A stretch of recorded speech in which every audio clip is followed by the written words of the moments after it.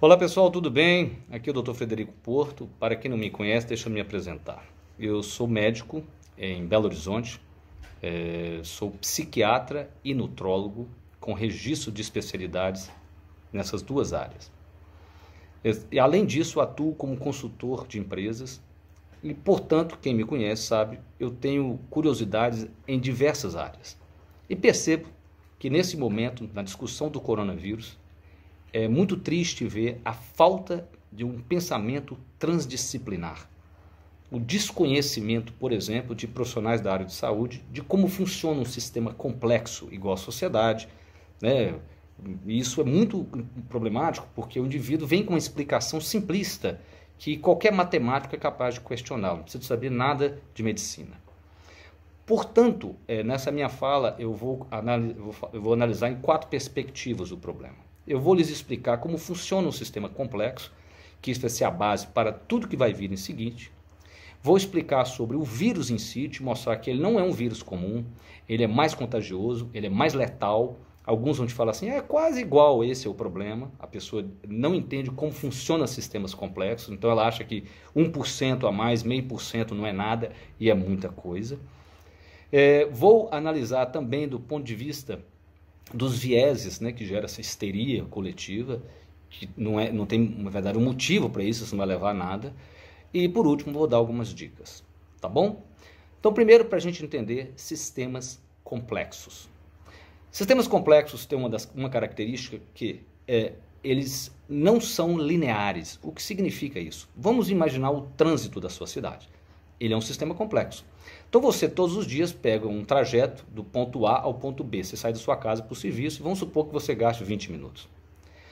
Se eu aumentar em 10% a quantidade de carros circulantes no trajeto que você vai da sua casa ao trabalho, você acha que o seu tempo no trânsito ia aumentar só 10%? Ou seja, você gastaria agora 22 minutos ao invés de 20 para chegar no serviço? É bem provável que não. Muitas vezes, se aumentar em 10% a quantidade de carro na via, no seu circuito, você vai gastar o dobro de tempo. Não é linear. É claro, você vai fazer, porque tem um limite da via. Eu sei, exatamente. Então, se eu aumentei 10% dos carros, muitas vezes o tempo para você chegar lá é o dobro. Esse é um exemplo. E vocês vão ver que isso tem muita importância quando você olha características do coronavírus, que está sendo desconsiderado por profissionais sérios de saúde, na verdade. Muito bem, outra característica de sistemas complexos é que você tem que olhar para eles nos efeitos de primeira, segunda e terceira ordem, né? Eu vou dar um exemplo. Existe um vídeo na internet muito interessante chamado Como Lobos Mudam Rios. É uma história verídica de um parque nos Estados Unidos, se eu não me engano é o Parque Yellowstone, onde os lobos estavam comendo todos os alces. Eles resolveram tirar os lobos e para que os alces pudessem reproduzir.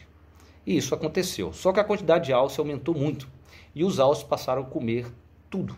Eles comeram, por exemplo, a mata ciliar, de maneira que os rios começaram a secar. Então daí o título do vídeo, Como Lobos Mudam Rios. Eles tiveram que trazer os lobos de volta para o parque. Os lobos pararam a comer os alces, né, diminuíram a quantidade de alce, a mata ciliar cresceu e os rios surgiram novamente.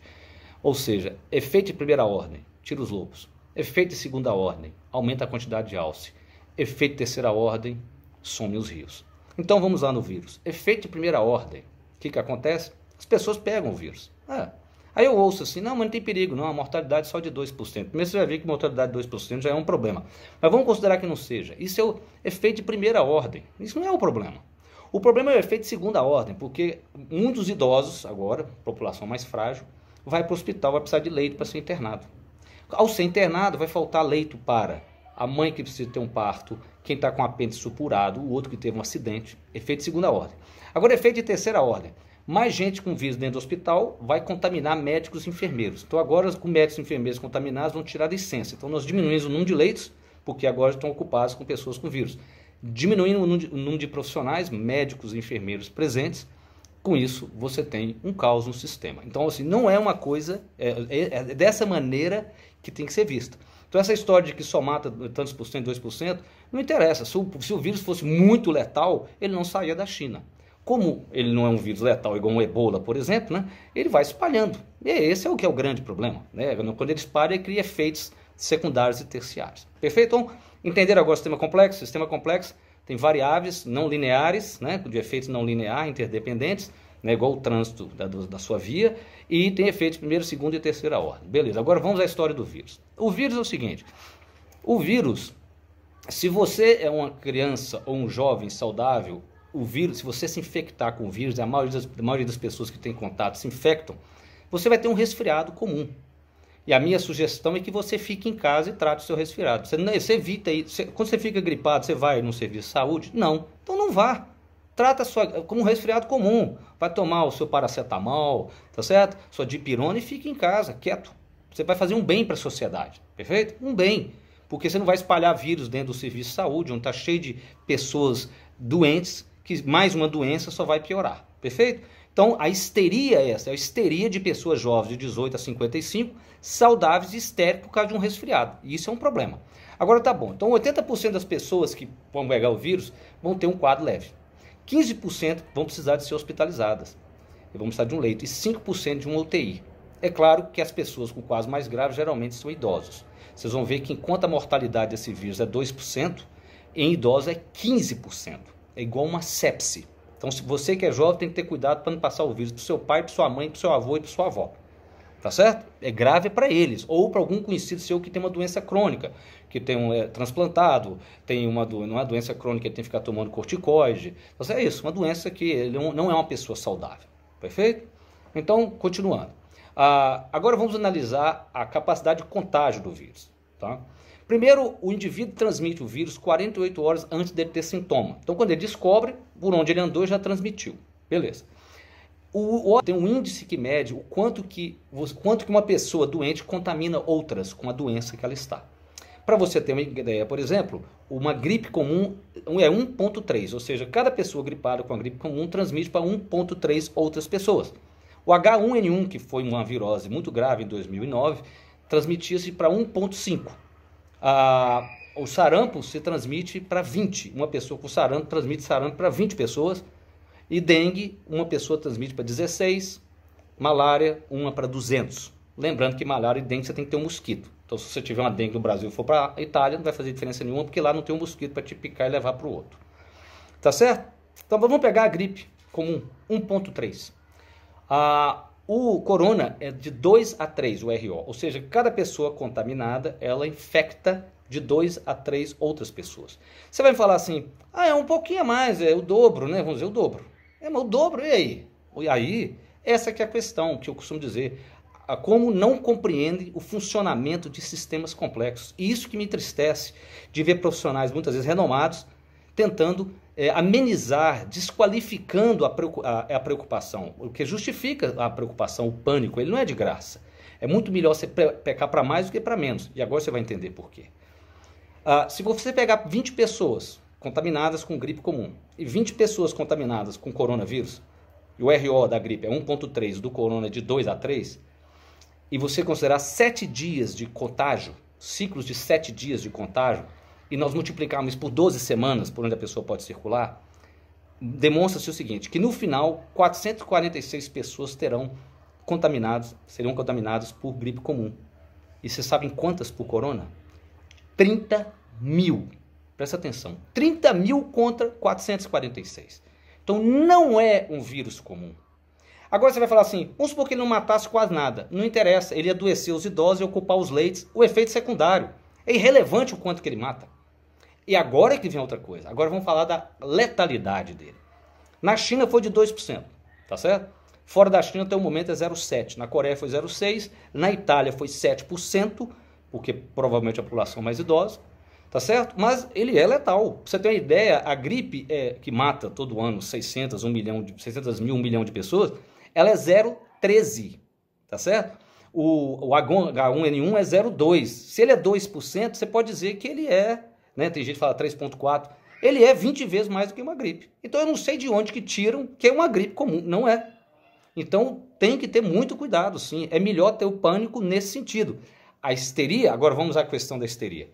Isso chama-se viés de disponibilidade, né? Isso quando tem um acidente de avião, todo mundo tem medo de morrer de avião, quando tem um ataque terrorista, todo mundo está na Europa e vê um indivíduo com cara de terrorista fica preocupado, né? O terrorista brinca com o camarada, o cara de árabe, né? Você fica temeroso. Isso é o viés da disponibilidade. Aquela informação que está mais disponível chama mais atenção. Quando, na verdade, o risco de morrer de avião é menor do que você morrer de acidente de carro. Mas isso gera várias coisas. Um pânico desnecessário, né? As pessoas estocando comida. Isso gera a histeria dessa faixa etária que vai ter um resfriado. Isso gera uma coisa muito triste, que é o seguinte: o médico, o profissional de saúde, ele fica tenso. Então ele acaba internando, provavelmente, um paciente que muitas vezes ele mandaria para casa. E aí ele ocupa o leito e vai criando aquele efeito secundário de sistemas complexos que nós explicamos. Tá certo? Então isso é um problema também a se pensar, né, grave. Tá? Ou seja, os vieses, né? Então, o que a gente pode fazer? Na verdade, agora, as nossas dicas, né, para a sua saúde. Então, primeiro, você tem que entender o seguinte: esse vírus, ele vive 28 dias em um lugar com temperatura até 10 graus. E 28 dias. Então, por isso que no inverno é um problema, né? Ele fica vivo lá. No caso de um lugar quente, um lugar com 30 graus, ele vive um dia numa superfície. Uma superfície que você pode passar um álcool, que ele morre, né? Então, nós estamos protegidos no Brasil porque nós estamos no verão, está úmido. Então, como o vírus é transmitido por gotícula, né? Ele não é em aerosol, então você tossiu, ele cai no chão. Então, primeira coisa, tirar as gotículas. Você tossiu, tosse na mão, tosse aqui, desculpe, tosse na roupa, no seu cotovelo. Você vai cumprimentar as pessoas, cumprimenta com o pé, com a ponta do cotovelo. Maneiras de você não pegar com a mão, que as mãos vão começar a ficar contaminadas, e sempre limpar mais a sua mão. Por incrível que pareça, uma coisa tão simples quanto essa faz uma grande diferença. Te aconselho a desenvolver esses hábitos, porque esse vírus vai estar conosco no inverno. Ele não vai embora, não. Da mesma maneira que o H1N1 está aí até hoje, ele vai estar conosco, tá certo? É claro que a mortalidade dele, o índice de mortalidade dele, provavelmente é menor do que a gente espera, porque nós não temos ainda computado quantas pessoas se infectam e quantas vêm a falecer por causa dele. É menor do que 2%, provavelmente, mas não interessa. Ele vai estar entre nós. Então, esses hábitos de higiene, para não espalhar o vírus, ele é fundamental. E aquilo que eu falei, a máscara, eu não sei te dizer da máscara com filtro. A máscara de pano, ela protege você de não transmitir o vírus. Ela não protege você de não absorver o vírus, tá certo? Então, eu costumo dizer o seguinte: se você é um jovem que circula na rua, seu avô, a sua avó, a sua mãe idosa, ou seu pai idoso, fica em casa, a grande chance dele ser contaminado é por você. Então, você tem que usar a máscara dentro de casa para não contaminá-lo. Esse é um paradoxo, né? Ou seja, a pessoa que convive com o idoso é que tem mais chance de trazer para ele o vírus. Que ele é o mais vulnerável nessa história. Então, muito cuidado com isso. A pessoa se pergunta assim: então, o que mais que eu posso fazer? Bem, dicas: bons hábitos de saúde, você manter-se hidratado, dormir bem, ter uma prática de atividade física saudável, se alimentar bem, manter a sua vitamina D no nível ideal, sim, tá certo? Todas as coisas de bem-estar da saúde. Se você não tem feito ultimamente, aproveite para fazer agora, para quando chegar o inverno você estar em forma. Igual a história da formiga e da cigarra, né? Isso, comece a cuidar agora de sua saúde, porque quando chegar no inverno, o vírus vai estar aí. E você vai ter que estar em forma. Eu tenho duas coisas importantes para falar mais. Uma é que tem um aplicativo muito interessante criado pelo governo, pelo Ministério da Saúde, chama Coronavírus Espaço SUS, S-U-S, Coronavírus Espaço SUS. É um aplicativo que tem dicas, informações atualizadas, muito bom, vale a pena vocês, né, terem acesso a isso. E saiu recentemente um artigo no Lancet demonstrando que se você tiver que, por exemplo, usar um medicamento para febre, você dá preferência, no nosso caso aqui, a paracetamol e dipirona, evitar o ibuprofeno. Parece que o ibuprofeno facilita a fixação do vírus no pulmão. Então, evite ibuprofeno, por via das dúvidas, use paracetamol e dipirona, tá certo? E vamos, né, cuidar da saúde. Lembrando que, né, esses vírus surgem, mutações ocorrem durante o surgimento do vírus, né? Parece que esse vírus muta a cada 15 dias, eu não sei se é muito ou pouco essa quantidade de mutação. Para quem gosta de teorias conspiratórias, eu estou brincando que eu acho que foi a indústria do papel higiênico que fez esse vírus, né? Porque diz que o que está faltando agora no mundo é papel higiênico. Eu não consigo entender qual o motivo, devia faltar comida, mas, né? Então deve ser a indústria do papel higiênico que criou esse vírus para espalhar. Mas vamos então cuidar da nossa saúde e lembre-se, qualquer questionamento disso que eu estou falando, eu pediria ao profissional voltar lá e entender como funcionam sistemas complexos. Não interessa o quanto que esse vírus mata.